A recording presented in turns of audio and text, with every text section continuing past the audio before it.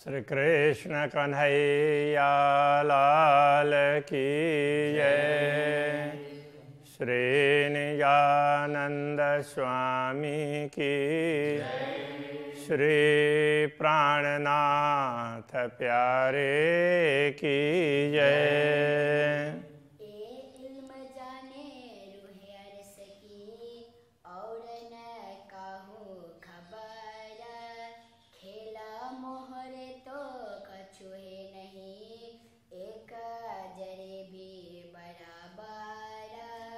एक जरे भी बराबर। श्री कृष्ण कन्हैया लाल की जय। दुनिया के लोग ब्रह्मात्माओं के साथ अपनी तुलना करते हैं, वो सही नहीं है, ये समझाना चाह रहे हैं यहाँ पर तुलना बता करके। एक खाकी बुत सब नाबुद।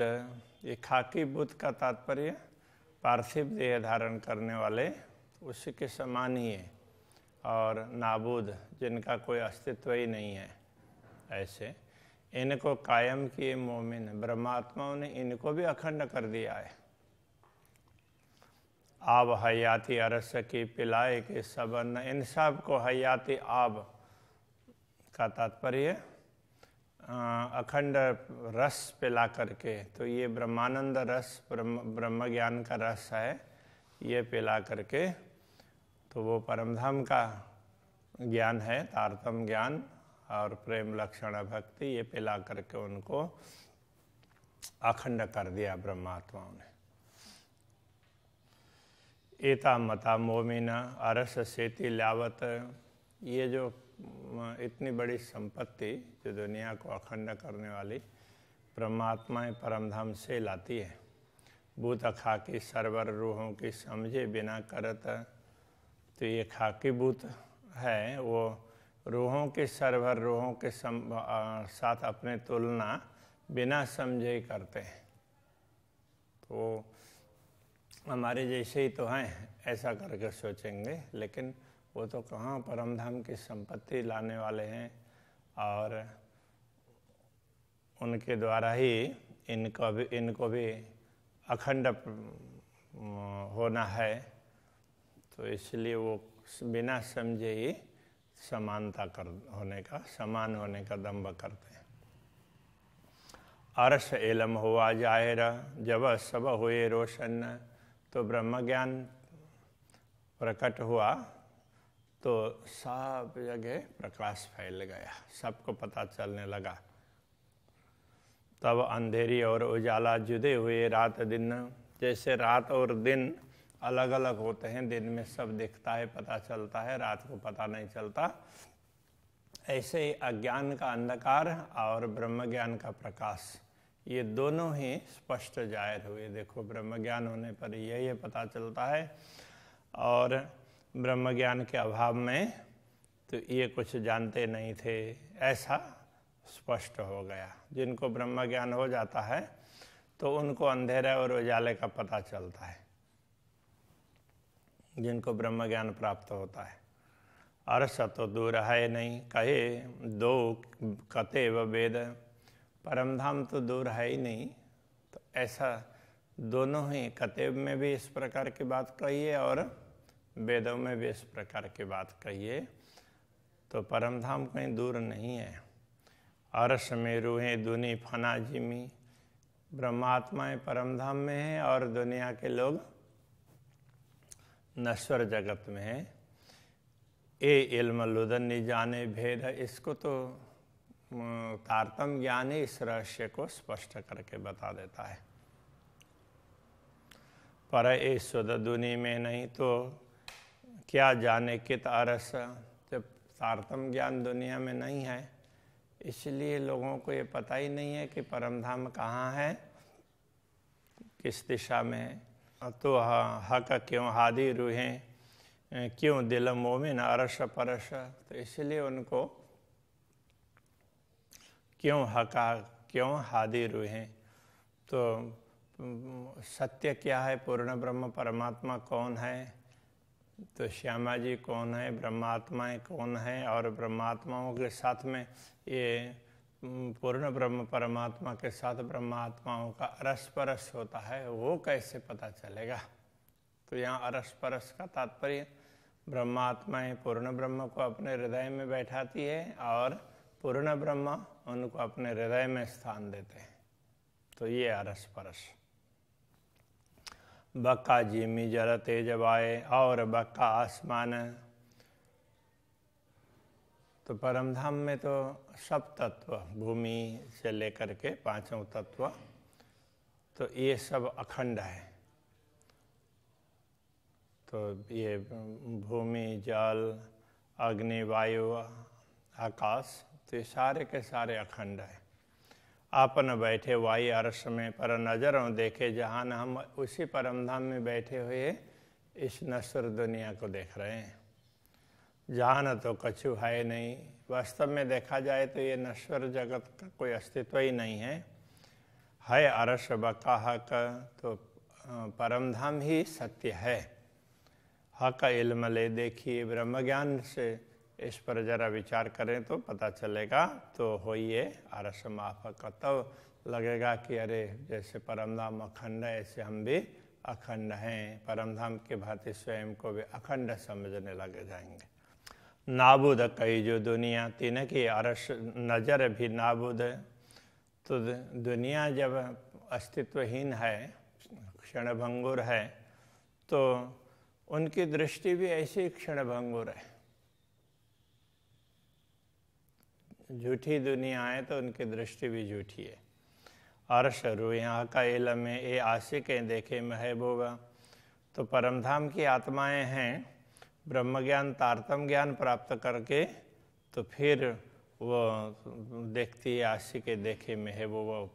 तो वो पूर्ण ब्रह्म परमात्मा के हम आशिक हैं, तो वो तभी समझती हैं इसी ब्रह्म ज्ञान से।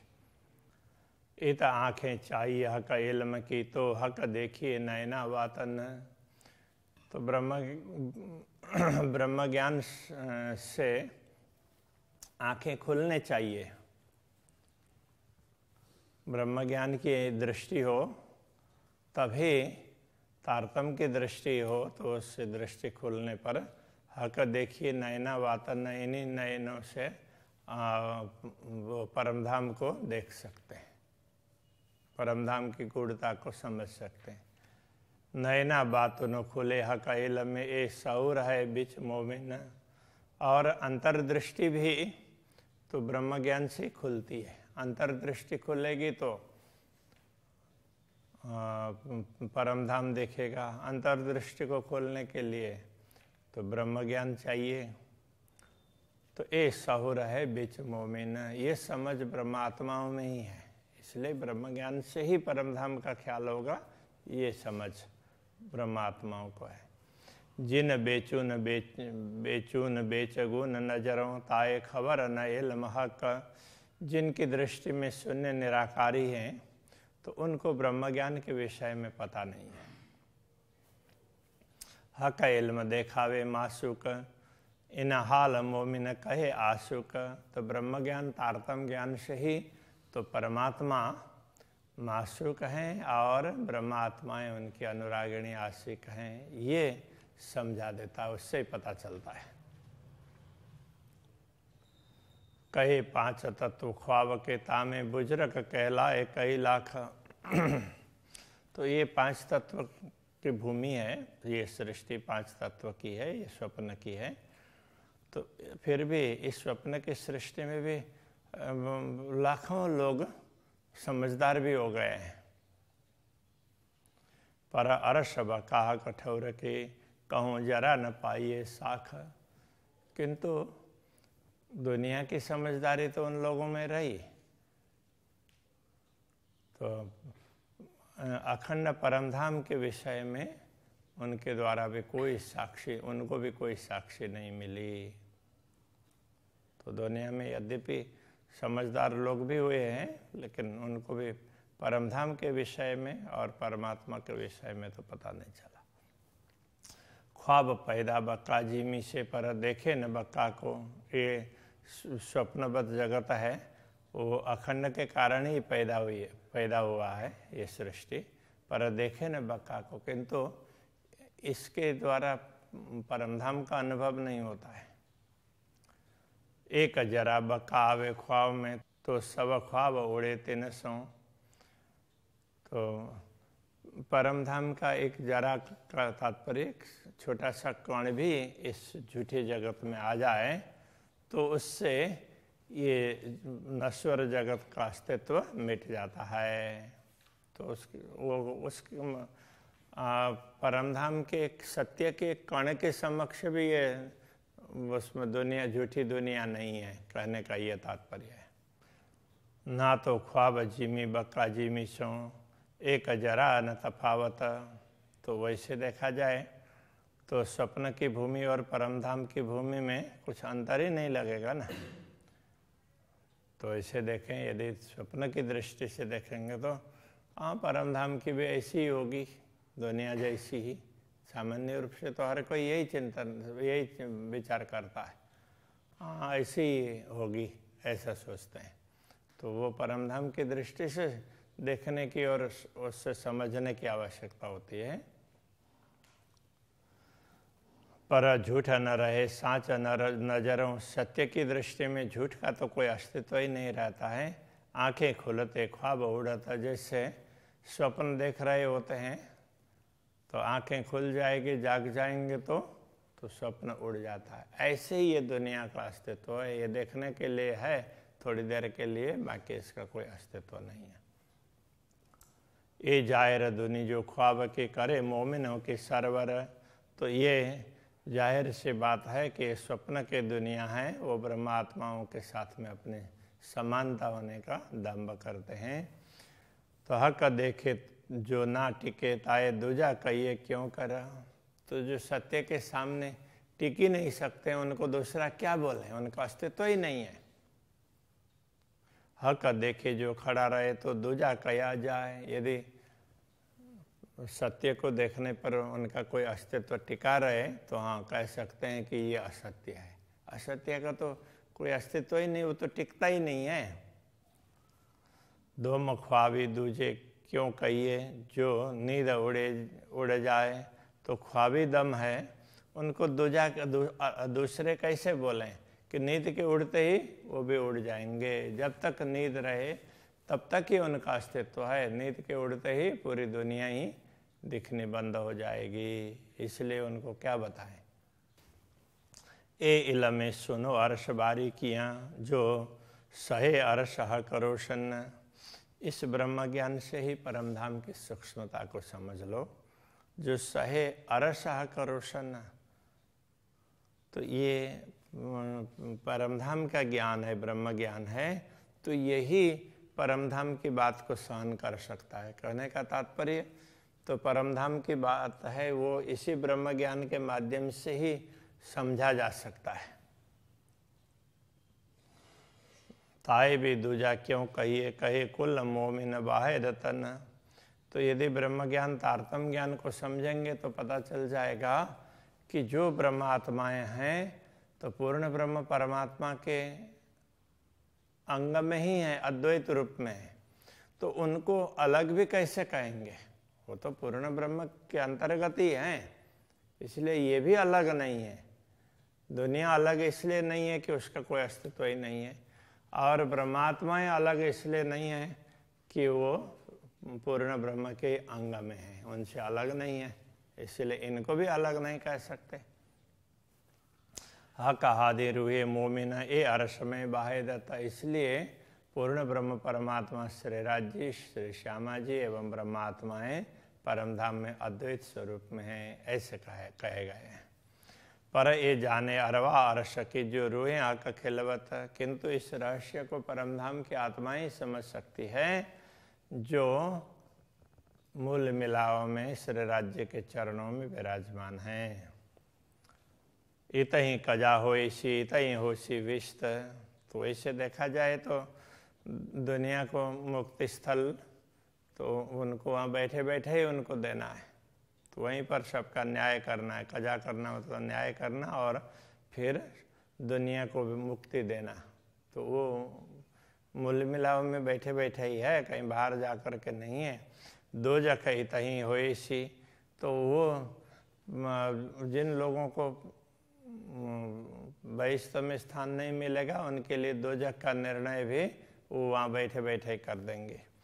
दुनी तले नूर नजर क़यामत, और ये पूरी दुनिया है और नूर के नज़र के तले तो इनको वो क़यामत कर देंगे। का तात्पर्य यहाँ अखंड करना, इनको अक्षर ब्रह्म की दृष्टि में अखंड करने का कार्य भी तो यही ब्रह्मात्माएं करने वाली है। वो परमधाम में बैठे बैठे करने वाली है। दम ख्वाबी देखे यूँ बक्का को कर देखो सहूर, ख्वाबी दम है तो ये स्वप्नवत जगत के जीव हैं, अखंड को कैसे देख सकते हैं? जरा विचार करके तो देखो। ख्वाब दुनी तब क्यों रहे जब हुआ दिन बक्का जहूर, जब ब्रह्म ज्ञान का प्रभात हो जाता है तो उस समय ये ख्वाबी दम का अस्तित्व कैसे रहेगा? तो ये तो स्वप्न के जीव हैं, वो तो उनका तो अस्तित्व ही नहीं रहेगा। दुनी मगज न जाने मुसाफ का, तो देखे अरश को दूर। तो दुनिया के लोग हैं तो धर्म ग्रंथों के रहस्य को समझ नहीं पाते, इसलिए वो परमधाम को दूर समझते हैं। जो जाने हक इल्म को, तो देखे मोमिन हक हजूर। जो ब्रह्म ज्ञान को समझते हैं तो वो देख सकते हैं कि ब्रह्मात्माएं तो पूर्ण ब्रह्म परमात्मा के चरणों में ही है। तो वो ब्रह्मात्माओं को ही पता चलेगा, ये बात दूसरों को नहीं पता चलेगा। विश्व दोजख दो जाए रहे लिखा माए फुरमान, बहिष्ठ और दोजख दोनों ही स्पष्ट हो गए। इस प्रकार की बातें कतेवादी ग्रंथों में लिखी है स्पष्ट रूप से। तीन छोड़ी दुनिया हराम कर, जिन्हों हुई हक पहचान। और ये भी बात बताई है कि जिनको सत्य की पहचान हुई, परमात्मा को पहचान हुई, उन्होंने ये झूठी वस्तु को त्याज्य समझ करके छोड़ भी दिया है, तो वो छोड़ देगी ऐसा कहा गया है। तो अब ये ब्रह्मात्माओं के लिए कहा है, ये कहना चाह रहे हैं। तो तरक करी इन दुनिया, इन ब्रह्मात्माओं ने इसीलिए ये दुनिया को तरक कर दिया, मतलब त्याग दिया, उनका अस्तित्वहीन समझ करके न उसको त्याग दिया। जो अरस दिल मोमिन, जिनका हृदय परमधाम है, ऐसे ब्रह्मात्माओं ने तो दुनिया को त्याज्य समझ करके छोड़ दिया। दुनि जल शीत दोजख, जब दिन हुआ बक्का रोशन। जब ब्रह्म ज्ञान का प्रभात हो जाएगा तो उस समय दुनिया यहीं पर जलने लग जाएंगी पश्चाताप की आग में। हक़े दिया लुदन जिनको सो बैठे अर्श में बेशक। तो जिनको स्वयं परमात्मा ने प्रकट होकर के ब्रह्म ज्ञान दिया है, वो ब्रह्मात्माएं तो स्वयं को निश्चित रूप से परमधाम में बैठी हुई समझती है। जब कौल पहुँचा शरत का, तब होशी दुनी त दोजखा। जब ये वचन पहुँचेंगे का तात्पर्य, तो ब्रह्मात्माएं जागृत होंगे, कयामत होगा, तो उस समय तो दुनिया को दोजख मिलेगा, ये निश्चित है। इस तरह से बोल रहे हैं। तो दुनिया के लोगों को तो बड़ी पीड़ा होगी, वो पश्चाताप की अग्नि में जलेंगे, तो यही दोजख है। अरस नाशुत दो इतही, होशी जायरा अपनी शरत। तो या तो परमधाम का अनुभव करना, या तो ये स्वप्नबद्ध जगत में तो ये पश्चाताप के अग्नि में जलना। तो ये दोनों बातें अपने समय के, अपनी शर्त के अनुसार समय पर ये दोनों बातें स्पष्ट होंगी। देखे मोमिन दुनी जलती, बीच बैठे अपने विष्ठा। तो ब्रह्मात्माएं तो अपने धाम में बैठे बैठे तो दुनिया को जलती हुई देखेंगे, तो उनको पता चलेगा कि ये देखो, तो इन्होंने सुना नहीं और अभी क्या पश्चाताप कर रहे हैं। तो ऐसा ब्रह्मात्माओं को पता चल जाएगा, वो देख लेंगी। तो ये कहना चाह रहे हैं। तो अभी के प्रसंग को यहीं रखते हैं। श्री कृष्ण कन्हैया लाल की जय। बीच बैठे अपनी बेस्ता, बीच बैठे अपनी विष्ठा। सुत दो इतहि और सनासुत दो इतहि होशी जाहिर अपनी शरत होशी जाहिर अपने शरत देखे मोमिन दुनि जलती देखे मोमिन दुनि जलती बीच बैठे अपनी बिस्तर बीच बैठे अपने बिस्तर बीच बैठे अपने बिस्तर बीच बैठे अपने बिस्तर